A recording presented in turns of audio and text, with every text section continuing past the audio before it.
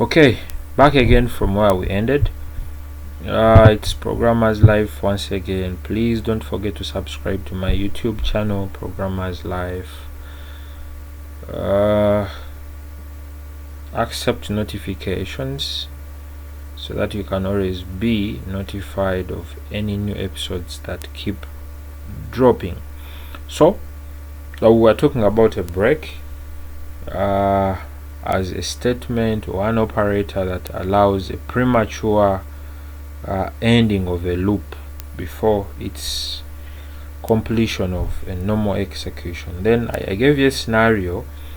I want you to write a program that will compute the factorial of any given number. Now, the factorial of an integer, assume we have x. Listen to me very well. The factorial of an integer, assume x, is a function that is calculated, okay, as a product of all integers less than or equal to x or equal to it. Let me say it again. I'm saying the factorial of an integer, assume our integer is x, okay, is a function that is calculated as a product of all integers less than or equal to x or equal to it. So it can be written as follows. So I can say factorial of x. So what do we mean? It means it will be 1 times 2 times 3, then it continues for until when x is minus 1, okay, times x, where x is definitely greater than 1, so it cannot be a 0. Of course, to people who already know this, I think it's just a walkover, but I'm helping those guys who are a bit green. So if I have maybe 2 factorial, then this one is gonna mean 1 times 2 definitely. Or this is what I mean, if I have 1 factorial, then definitely it's gonna be 1, so it cannot be that is why we said x is greater than 1. Then the factorial of 0, then definitely it's still gonna be a 1. Okay, so the product of x, okay, the product of x factorial can be expressed by a factorial of integers less than x. That is why we had 1 times 2 times 3, then that is the limit or to itself, but it should be greater than 1. Okay, so the initial value is gonna be the factorial of 0, but of course the limit or the returned value is going to be 1. Okay, now what do I mean by this? Okay, let's try to have a simple example. Now I'm going to say int fact. Sorry about that. Let me say int fact is assigned 1. Okay, int fact is assigned 1. I'm not going to make it so formal, but I'm trying to drive to the concept of using a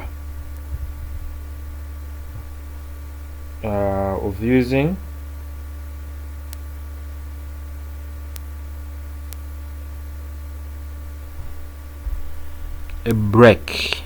Okay, we don't need this. So what is going to happen here? Now if it's an integer, okay, we shall check. We shall check, and we see that now we are going to say while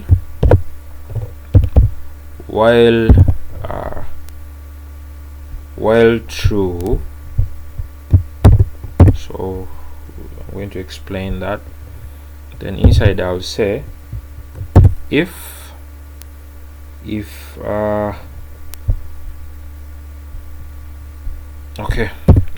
I don't wanted to make it form, but let me do that. So here I'm going to say compute factorial of the number. Okay, compute factorial of the number. So here I'm going to say int number, int num, and num is gonna be 0. So here I'm going to say cout enter number for factorial. Okay, enter number for factorial. So we're going to say cin is gonna be this is gonna be num. Now if it is num, I'll say while it's true. So I'm going to say num is less or equal to 1, because we said that is the limit. So if num is less or equal to, then we shall terminate. Okay, why are we terminating? Because if I say while true, definitely I'm causing an infinite loop at this step. So it means if I have an infinite loop, then I will need to find a way of breaking that loop. But here, then I will need to make a computation of the factorial. Okay, here I'll need to make a computation of the factorial. So up there I have fact, and fact is, we shall use a shorthand multiplication, and this will be num. Okay, then we shall say num. Remember we said the product of numbers that are less, so definitely here I will have a post decrement. So out here I'll say cout this is num. Num, let me formalize it, num factorial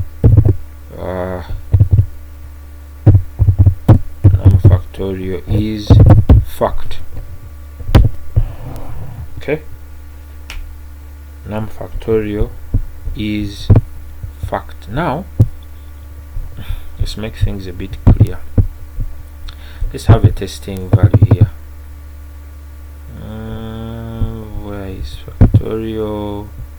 Scientific calculator. Yeah, here is factorial. The factorial of 9. This is the value.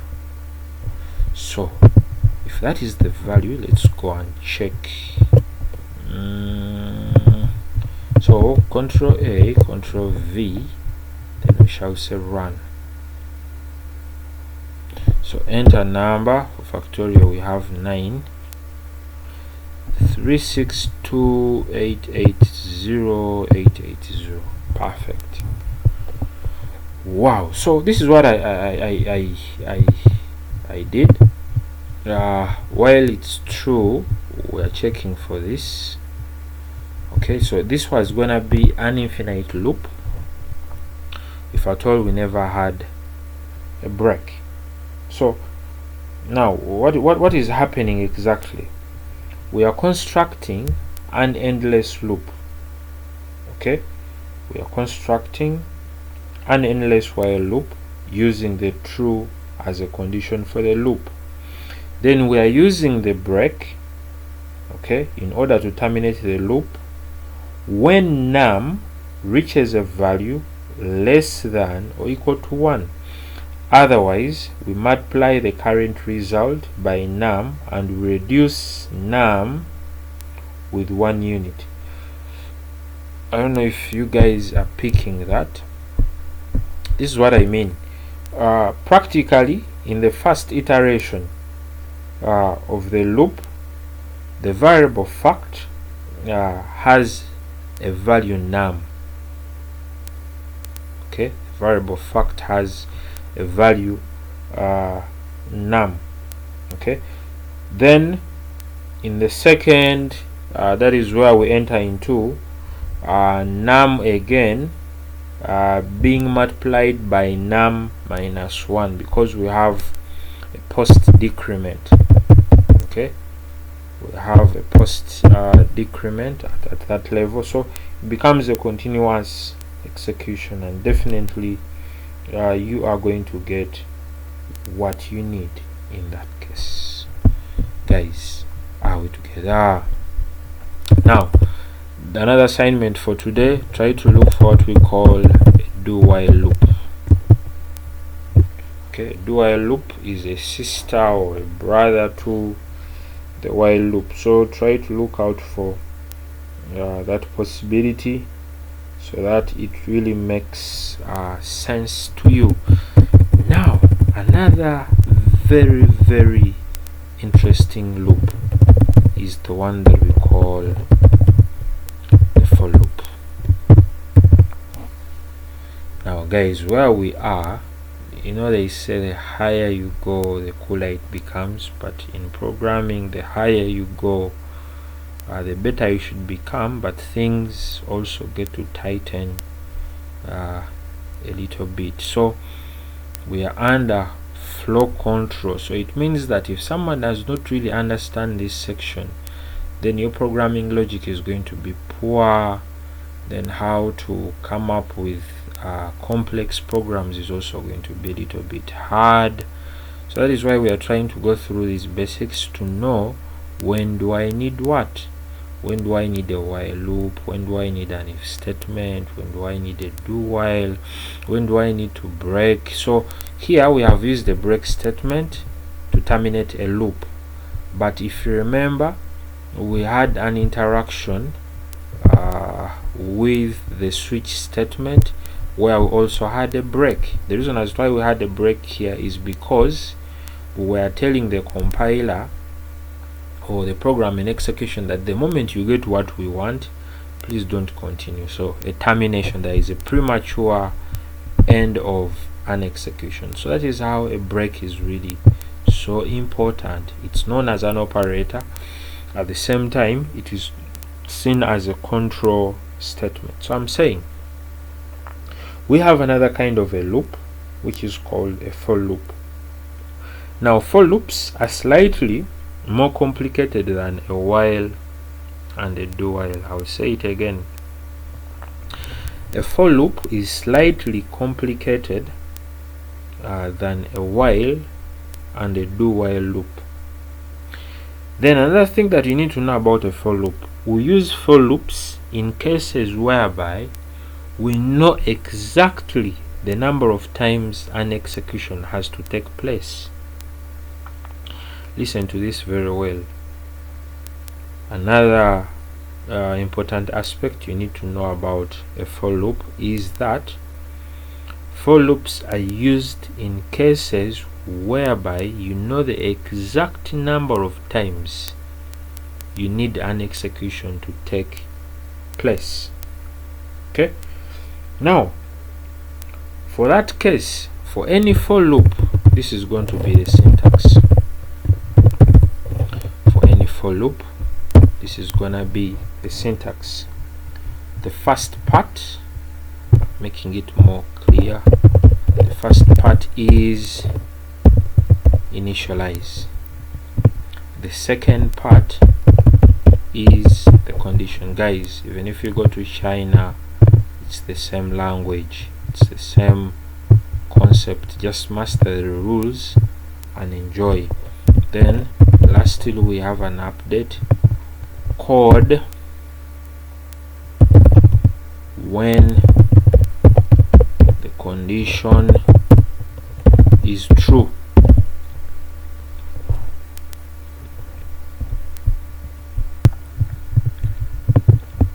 So explanation 1, the value in the initialization is checked. The value in the initialization is checked to the value is tested with a condition. Okay, I'm explaining how it works, guys. 3, if true, then the code is executed. If true, then the code is executed. Then an update means increment or decrement. I think we are okay there. An update is made. Then back to step 2 until the condition is false. I think that is pretty nice. Let's go through it once again. The value in the initialization is checked, so it begins by checking the value in the initialization. Then the value is tested with a condition. So if the condition is true, this code is executed. Okay, then after an update is made, either an increment or decrement, then back to step 2. It means you check the condition after every update until when the condition is false. Basically, that is how a for loop works. I said earlier, I'll say it again. When do we use a for loop? We use a for loop for as long as we know the exact number of times we expect a certain execution to take place. Now, if it is an infinite loop, then this is the syntax of the for loop. It's gonna be for, okay, then naturally a for loop expects 2 statements. If I say 2 statements, I told you a statement is identified by a termination. So that is what we call an infinite loop. Okay, no initialization, no condition. Are we clear, guys? No initialization, no condition. What do I mean? The easiest way to understand is by having questions. One, a program that will print all counting numbers in a range given by a user.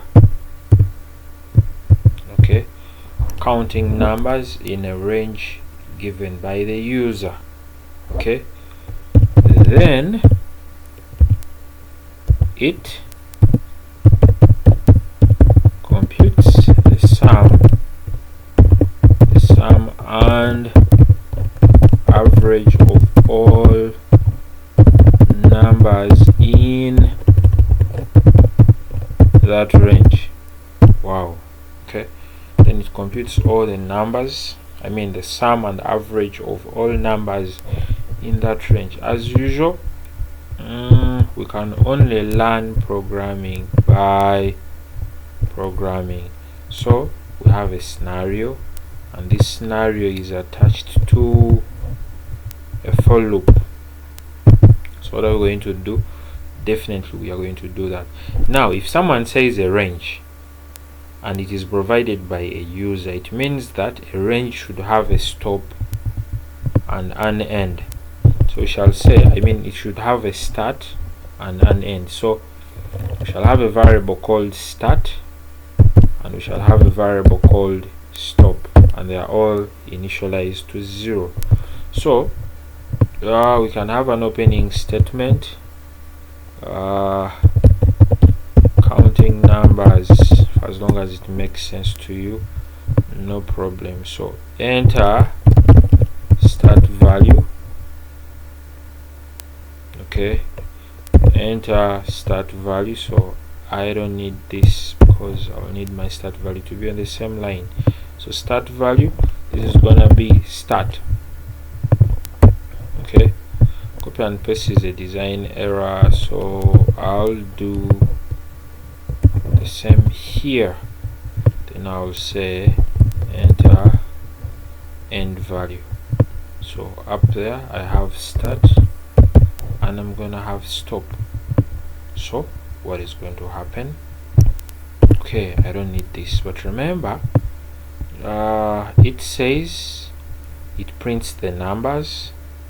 That is okay. Then it computes the sum.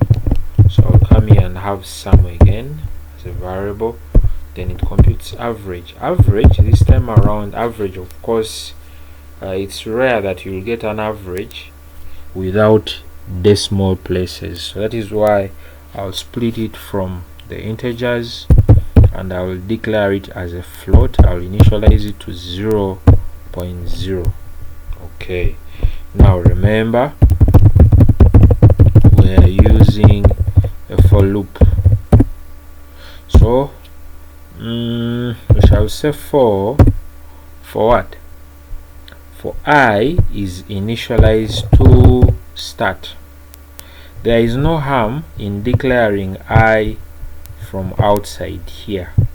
Okay, so that is determined by your compiler. Some compilers complain when you declare from inside here, then others don't complain. So when your compiler complains, please put out I, declare it from up there, then you can use it later within. So I is less or equal to, first we shall have a stop, then I is updated. Okay, what does it mean? It means that I'm going to print the numbers, see out, then I'm printing I, because I is containing the value of start. Okay, so it means that will be the initial value of the sequence of numbers that are going to be printed. Then I need a space each time we print. Okay, then definitely inside here we need to compute the sum, because we can only compute sum if we are still inside this section where numbers are being generated from. Otherwise, if you try to compute sum from outside the for loop, then there is no way you can capture all the numbers and sum them up. So the only solution will be to do it from inside. So sum is gonna be, we have done this before, sum is gonna be sum plus I. Okay, now another thing, let's think about this. If you say average, average means total number of items, which is sum that we already have, divided by the number of items in that sequence. So what does it mean? It means we need another variable that is going to help us to keep track of the number of items or number of numbers in that sequence. So what does it mean? It means that I'll come here and I'll have a counter, but of course we are going to test. Now what I don't know, should the counter begin from 1 or it should begin from 0? Okay, we shall check ourselves later. Now we shall go out here, we shall say see out. Of course I need a new line just to make my work a bit clear, so I'll say see out sum is sum. Okay, sum is sum. Then outside here I'll say compute average. Now average is FVG. FVG is sum over the number of items. Now number of items, we say it is our counter, so each time for each iteration we need to update the counter 2. So how shall we do that? We shall say counter incremented. So if we say counter incremented, then what is going to happen? It means we shall come down here and we divide by the number of items which is being contained in counter. So definitely we need to know the average. So here we shall come and say average is FVG, and we shall terminate. Now guys, what we are going to do,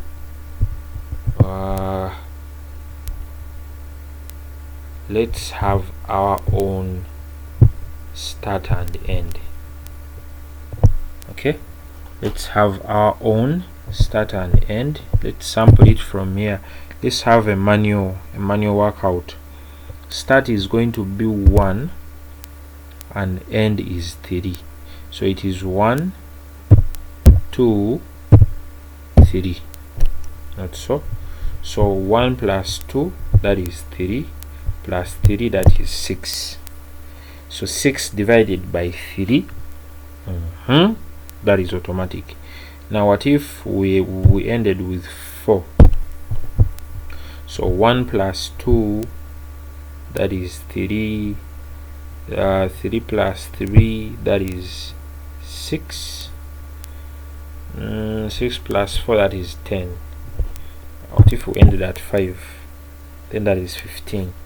So 15 divided by 1, 2, 3, 4, 5. Let's end at 6. I'm looking for a sequence of values that can generate a reasonable decimal value or a floating value. So 1 plus 2 plus 3 plus 4 plus 5 plus 6, that is 21. So 21, 1, 2, 3, 4, 5, 6. So 21 divided by 6. Then we expect 3.5. Guys, I told you that is called running and testing. So we have test values, we have a test result, and let's check it out. So there we go. We run. Okay, start value is 1, end value is 6. Okay, now this is the problem. Of course we print the numbers from 1 to 6 as we anticipated. The sum is 21 as we anticipated, but the average is saying 3, yet our testing result is 3.5. so what is the problem? Now the problem here is about side effects. Okay, there is a side effect at this point. I will say reason is mixture of types. I'm very sure if you have been following each episode we have had earlier, now things really connect. So we have a mixture of types. How? FVG was declared as a float. If you remember, FVG was declared as a float up there. Okay, then sum is an integer and counter is an integer. What does it mean? It means that we are dividing an integer by an integer, but we are assigning to a float. That is why we are getting an inaccurate value. So there is what we call truncation. So solution, I will not leave this window. Solution, I told you mind about my spellings because I'm fast at typing. So solution is a typecast. Solution is a typecast to handle this side effect. So it means that it requires me to come and typecast that to a float so that we get a 3.5. Let's run it again. Our starting value is 1 for the range, our end value is 6 for the range, and our expectation is still 3. Ladies and gentlemen, what is the problem? Sorry about that.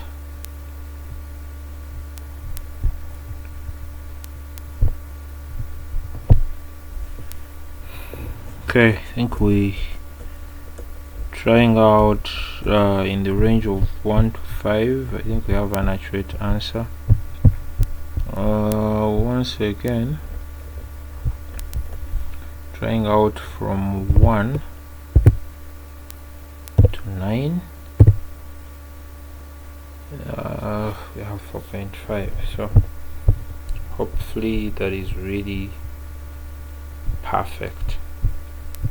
So from there, we have really talked about a for loop. Okay, so much more about a for loop. So that was just a basic example. Okay, now whenever we are handling a for loop, there are even other kinds of modifications that can be made for the loop to really perform a much smarter and a much more interesting way. So here is another bit complicated example for a for loop in which I will have two variables. Definitely I will use the ones that I've had earlier. I'll have I and I'll have sum. Okay, so but we are going to be updating them consecutively. We can have a consecutive update, like concurrent. Okay, at each line of iteration. So I think what I'm going to do, I'm going to edit from what I have up here. So here I'll have int I, and I will assign initialize I to 1. Then I'll have int sum, I will initialize sum to 1 also. Okay, I just want to show you that it can a for loop can also be a bit more complicated, but at the same time working far much better than the previous one. So here we can say updating I and sum at the same time. That is just the target. So what am I going to have here? So here we'll say a more complex for loop for a more understanding. Okay, so what am I going to have? I'm going to have for I, we shall initialize it to 1. Then I'll say I'm going to have two forms of initializations because I'm updating two variables, sum and I, at the same time. So the first initialization that I have is containing I and Sam, in which each of them is initialized to 1. Then I have I, which is less or equal to what can we have? Maybe we can have to 130. Okay, but we are going to be having two update statements. So I'll have one which is having I is assigned I, let's say times 2. Okay, then we shall have one for Sam also, which is a shorthand assignment addition of the value of I. Okay, so basically what are we going to be printing here? We're going to be printing Cout. I'm going to be printing the value of I. Okay, I'll print I, and definitely with a space. Then I'll print Sam, and definitely with a new line. So if someone has already noticed, we have only one condition, that I is the controller and it is less or equal to 30. So I is the determinant of this execution. But I have two update statements. Each time I comes back, it is multiplied by 2, but at the same time the value of I is added to the value of Sam. So each time we have I, we have Sam, but Sam is affected by the value of I in the previous session, okay, which is in form of the summation. So let's just run this and we see how. So in that example, someone has already known that we can have two initializations or more than one initialization, and at the same time we can have more than a single update, and things will be working perfectly well. So if you notice, this is the value of I and this is the value of Sam. So maybe let's make it far much better. Here I'm going to put another stream, and I'll say this is wrong. I'll say words are too small. I'll say I is assigned. Oh no, let me just put it right.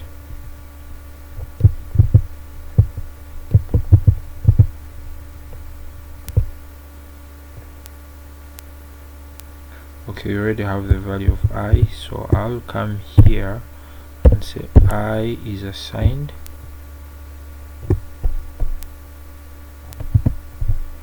I'll put a space, then the I is assigned the value of I.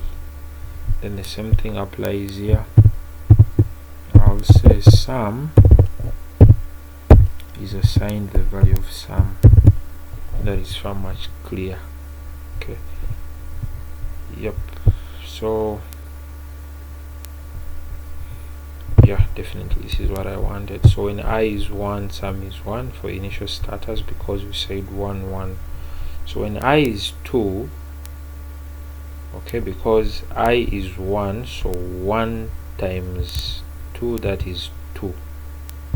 So definitely if Sam was 1, then in the next iteration where it is I is already 2, so it's going to be 1 plus 2, which gives a 3. Okay, so like that, like that, like that. So it's a bit complicated but quite understandable for someone who has been following from the start. Okay, so we can have another bit. Okay, we can have another bit. We can have multiple variables like we've already done here, but what if we have a loop that has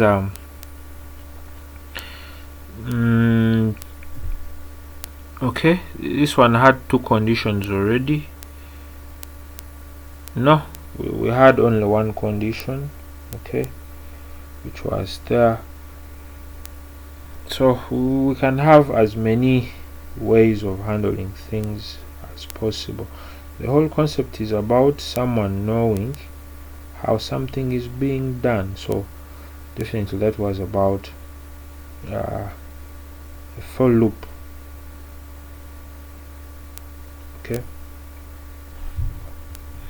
so for guys who have questions about control statements, please reach me out on WhatsApp +256 751824973, or my email programmerslife@gmail.com. Don't forget to subscribe to my YouTube channel, and you can accept notifications for each time you drop an episode. I sign out.